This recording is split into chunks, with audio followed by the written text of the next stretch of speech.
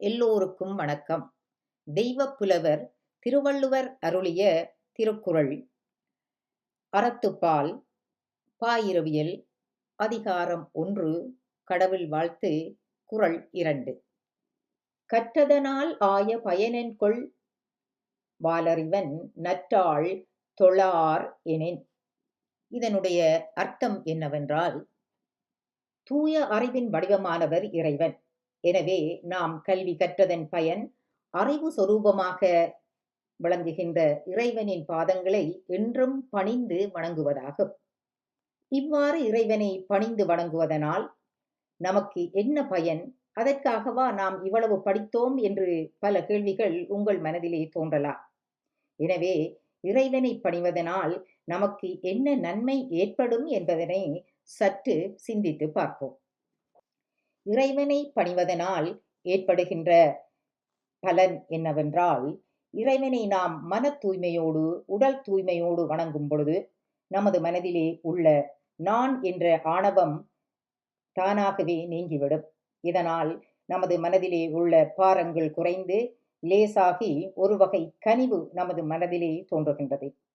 இந்த கனிவான மனமே எல்லா உயிர்கள் மீதும் நாம் அன்பு செலுத்துவதற்கும், இந்த உலகிலே வாழுகின்ற அனைத்து மனிதர்களோடும் நாம் ஒற்றுமையாக வாழ்வதற்கும் இது எங்களுக்கு பெரும் துணையாக இருக்கும்.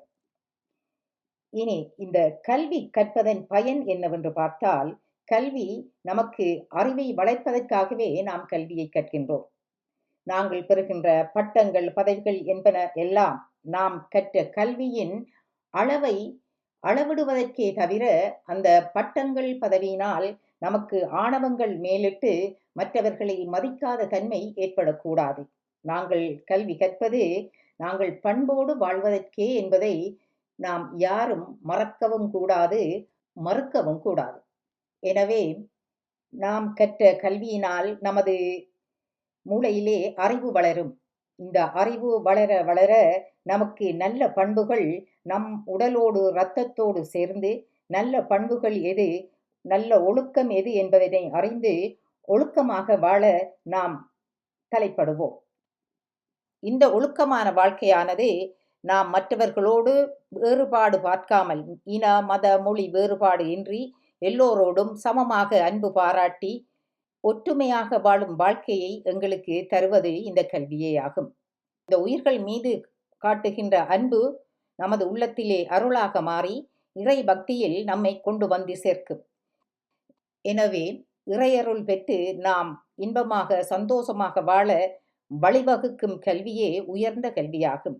எனவே நாம் எல்லோருக்கும் பொதுவான இறைவனை வணங்குவோம், அவன் அருள் பெறுவோம்.